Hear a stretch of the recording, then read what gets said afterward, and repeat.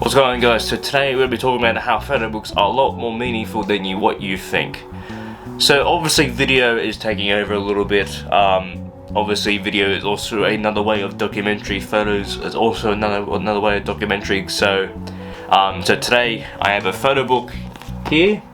So this is actually, I got this from a few years ago, and I've actually got like a photo here that of my first cat ever, who she passed away 2 years ago, which is quite sad, but at least I got like a photo here, and photo books can give you a lot of thoughts, emotions, especially sad ones if like you feel like a family member who passed away and you've got a photo book to at least relive those memories, which is quite good to, you know, go like, damn, this is actually like at least you've documented someone else's life, and then you can look back and go, wow, they've done a very good job of, you know, storytelling of going from there to there.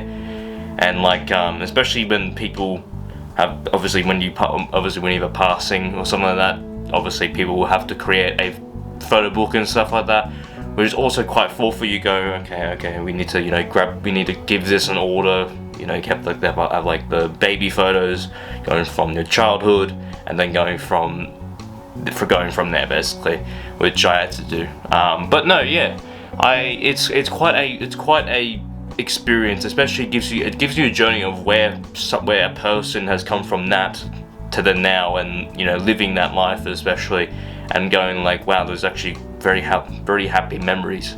You can have some happy memories, you can have some sad memories.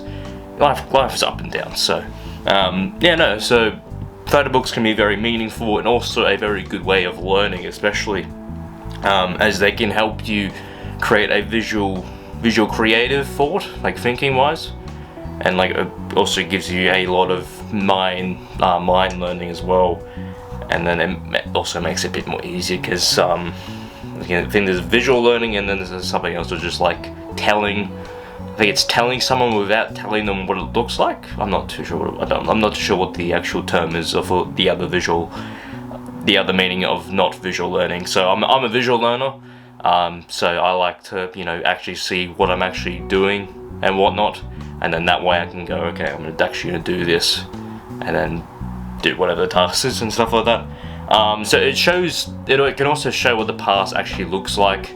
That's why a lot of like history is also made by photos or drawings. Back then, photos wasn't really that great. It would be probably costly. I don't know how much photos back then were like to hire a photographer and stuff like that. But like, no, that's why drawings are also pretty good. They can create drawings, photos, videos can create any story, to be honest.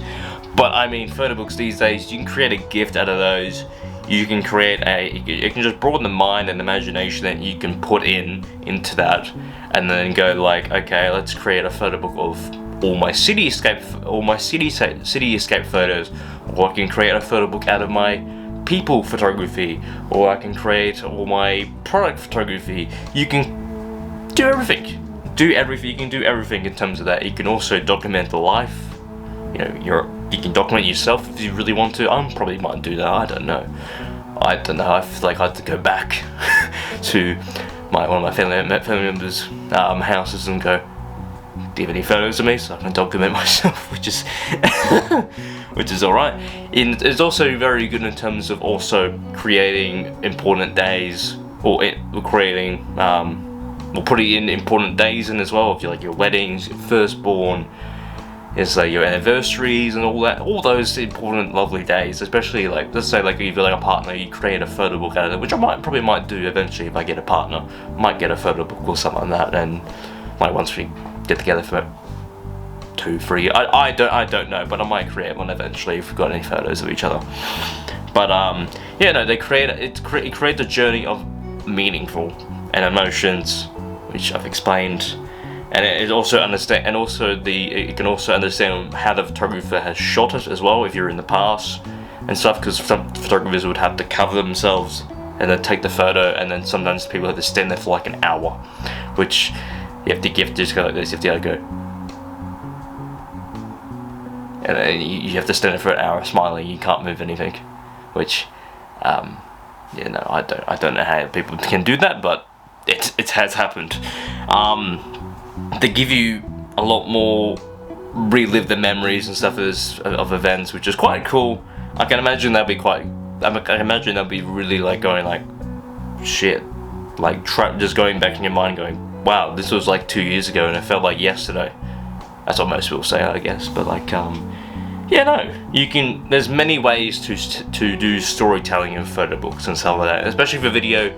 There's heaps of things to do with storytelling because everything has a story behind it.